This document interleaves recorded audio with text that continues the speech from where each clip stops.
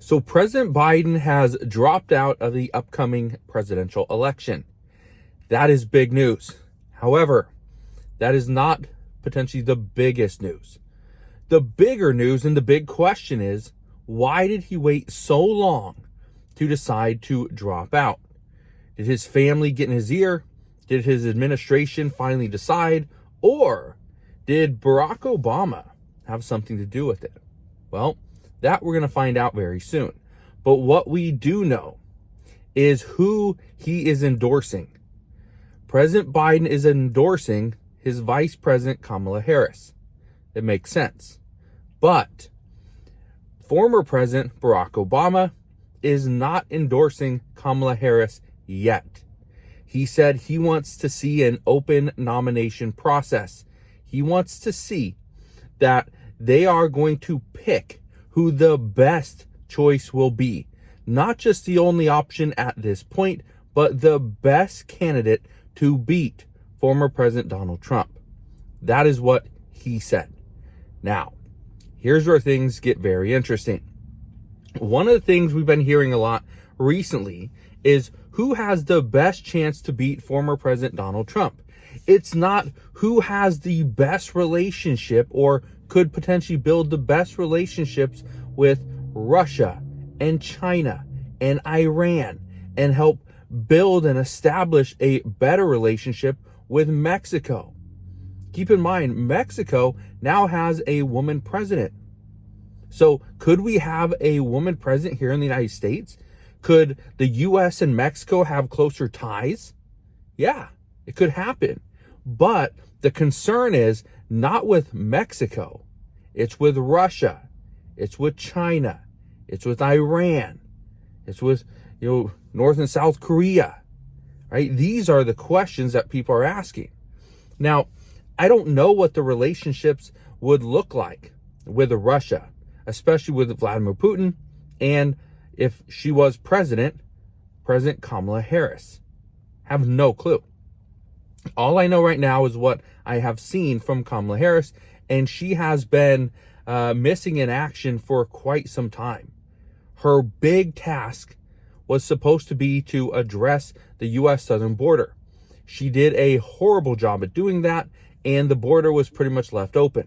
President Biden said then he would have to take it back, which he did, and the border is still pretty much open.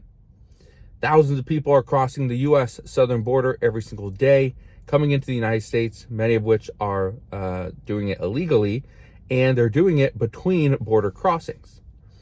One thing I can tell you, this is according to multiple states and multiple cities, they are saying that this increase in immigration is causing them to have to ration some of their benefits. Some of their shelters are having to close down because they're overrun. They're at or past capacity. So one of the hard questions that we need to answer right now is who the next president is going to be, and will they actually be, a better choice? Or are Democrats only looking at somebody that can beat former President Donald Trump, but would struggle to run the country and create closer ties with other nations? That we don't know. And this is where things get very interesting, is how do we vote for somebody that we don't know what they're going to give us, right? We have seen what Vice President Kamala Harris can do. I think she could be capable of running the country, but again, you just don't know, right? Former President Donald Trump is the certain answer, right? I don't know what J.D. Vance does, right? I don't know what he gives us. But again, that's always the big question mark is, if we get a new president in, what does it look like? And is it worse than what the other option could be? Sometimes it's not, this is the best candidate for running the United States. It's just, this is the best option we have between the Democrats and the Republican Party. So that's where I think many people are looking. I have talked to several people over the past couple of days regarding this exact same thing, and they're questioning whether or not Kamala Harris has it in her to run the country. That again, we don't know. Is she, young enough that she's not, is she's in the right state of mind, right? She's not, her body isn't falling apart, right? Not yet, right? And so all these things are things that we need to determine, because President Biden is dropping out of this presidential election, not because he doesn't feel like he could run the country. It's most likely because he's being forced out, but he's being forced out because most Democrats say that over the next 4 years, he is not going to be himself. He's already starting to deteriorate. He's already struggling a little bit. He can't remember things. He's misspeaking time and time again, and it's understandable. I'm in my 30s and I still misspeak. Every once in a while, I'll get names wrong. I'll get locations wrong, times, dates, things like that. But again, I'm not the president of the United States. What I say is not something that, 100 million people are going to listen to. And so that's a big difference. Now, I want to leave you with one last thing.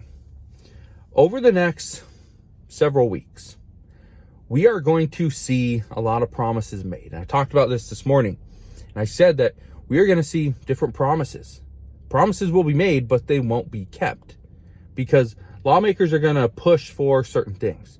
They're going to say that we need this and we need that, and we need to pass this bill and that bill. We need to do, all these other things.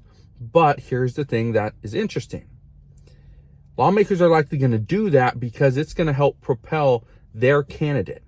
So Republicans will probably propose different pieces of legislation, but it's going to help propel Donald Trump and J.D. Vance. Other Democrats are going to propose things that are going to help the next candidate.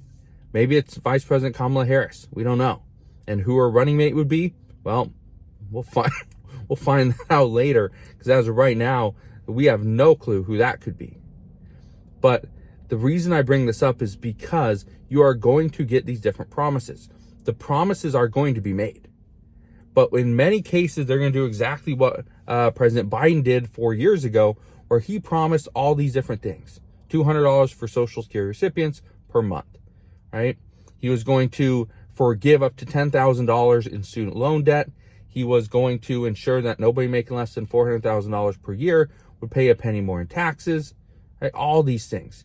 He was going to tax the wealthy, the large corporations, which never really did it. So again, all these promises are going to be made over the next few weeks, trying to get those candidates, those people up on the ticket, or trying to get them to pretty much win a seat in the House or the Senate. One of the names I heard thrown out this morning is Senator Joe Manchin. If you remember, like a year or 2 years ago, he decided he was going to drop his affiliation with Democrats. He was going to become an independent. Now, he might move back to a Democrat in order to potentially win the nomination and be the next president of the United States. So we're going to see what happens moving forward. All I can tell you right now is that there's a lot of discussions happening behind closed doors to determine who the best candidate is going to be. Again, not who's going to be the best leader of the country, but who could beat former President Donald Trump.